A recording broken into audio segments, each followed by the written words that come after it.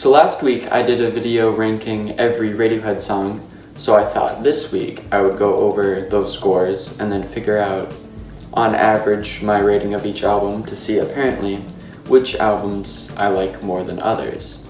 All in all, it's pretty self-explanatory, so we'll just get into it. Ninth is Pablo.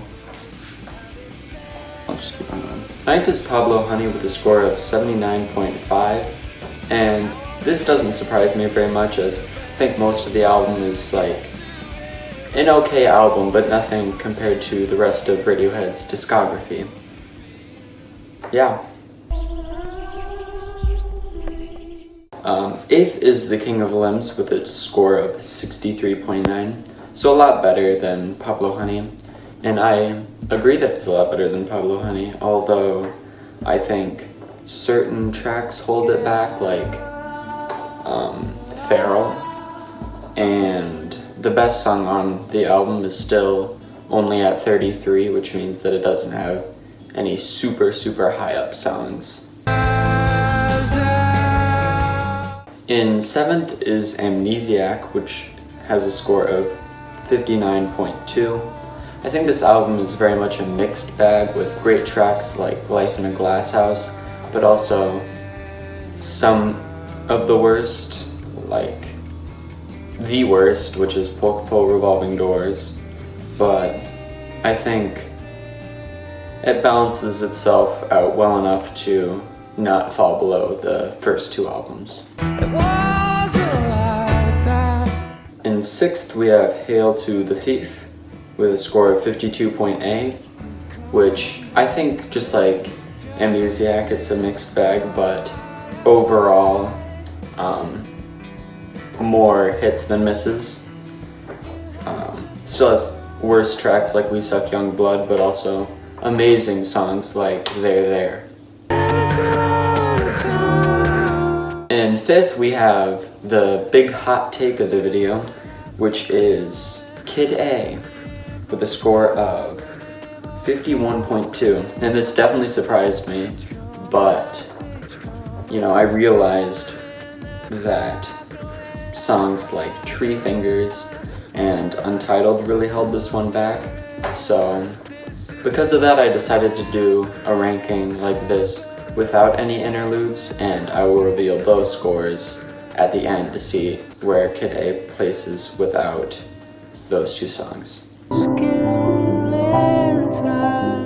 In fourth, we have A Moon-Shaped Pool with a score of 47.5, and this kind of surprised me just because I thought that it would definitely be below Kid A, but I guess if I think about it, this album doesn't have any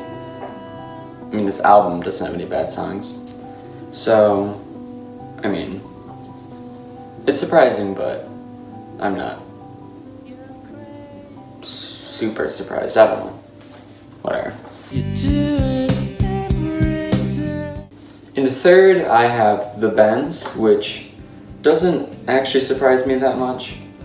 I get for some people they might think that that's a little bit high, but for me, I really enjoy The Bends, and I don't think it has any bad songs, and a lot of them are pretty nostalgic for me, so that's a factor as well.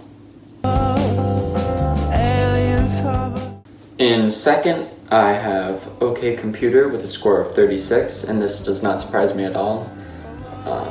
I knew that it was going to come down to these top two, and I knew which one was going to win, so I was 100% sure that this was where it was going to be. And as you know, OK Computer's flawless album, it's no bad songs. Might have been weighed down a little bit by Fitter Happier, but I still think that it would be in second. And my number one, which did not surprise me at all, was In Rainbows, which I think is not my favorite album ever made. That might go to Pinback, self-titled, you should listen to it. But I still think that it's probably the best album ever made, just pure quality, not like nostalgia or personal attachment to it, I think. Yeah, doesn't surprise me at all. So now we've gotten to the part of the video where I said that I'd take out the interludes, so I'll show. This is what the scores looked like with Interludes. And then this is the score, what the scores look like without Interludes. And as you can see here, nothing really changes except Kid A does surpass a Moon-Shaped Pool, which is what I initially thought the list would look like. And it gets really, really close to passing the Bends. This is kind of what I expected to happen. But anyways, I hope that you guys enjoyed the video, and thanks for watching.